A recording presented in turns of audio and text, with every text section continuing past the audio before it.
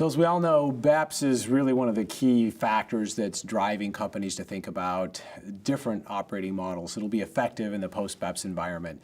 BEPS is really going after a perceived abuse of multinationals not paying their fair share of tax. And BEPS is focused at trying to cause companies, multinationals, to recognize profits where they actually add value. It's in those jurisdictions that they will have the right to tax that income.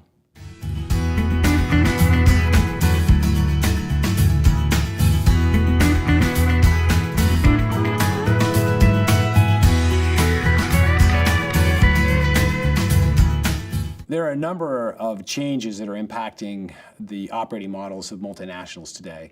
We have everything from Industry 4.0, digital labor, robotics, and of course, BEPS, as we've talked about before, significant regulatory changes.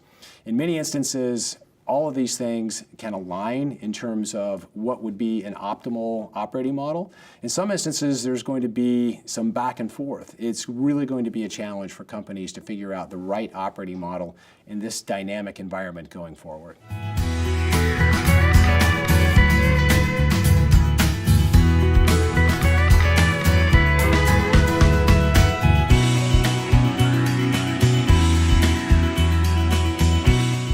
As mentioned in our white paper, the profile of companies most impacted by these changes is going to impact, any multinational that's operating in multiple environments.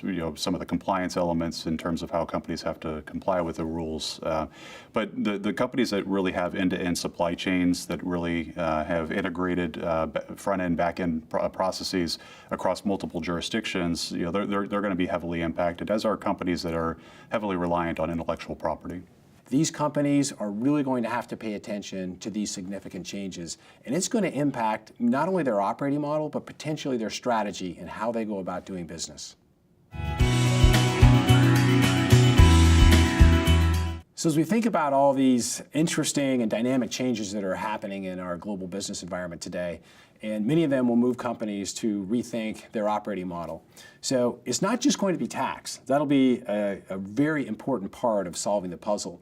But even if you get the tax answer right, there's going to be a number of real significant considerations. But really it opens up, a new operating model from a cross-border perspective. And that means you need to relook at the people that you have to support the organization, the processes that you follow, and most significantly, some of the technology changes that companies rely on. Companies rely heavily on technology today, that they're going to need to change their systems and how they actually operate. KPMG's value management approach understands that we have all of these dynamics across regulatory, tax, innovation, technologies. This is really an interesting time. All these things are converging, and it's happened so quickly. Value management is really looking at all of these important factors, finding where the value is in building an operating model and putting a tax wrapper around all of that to really optimize the efficiency and really the returns and go after the opportunities that are out there for companies in this really interesting and dynamic business environment.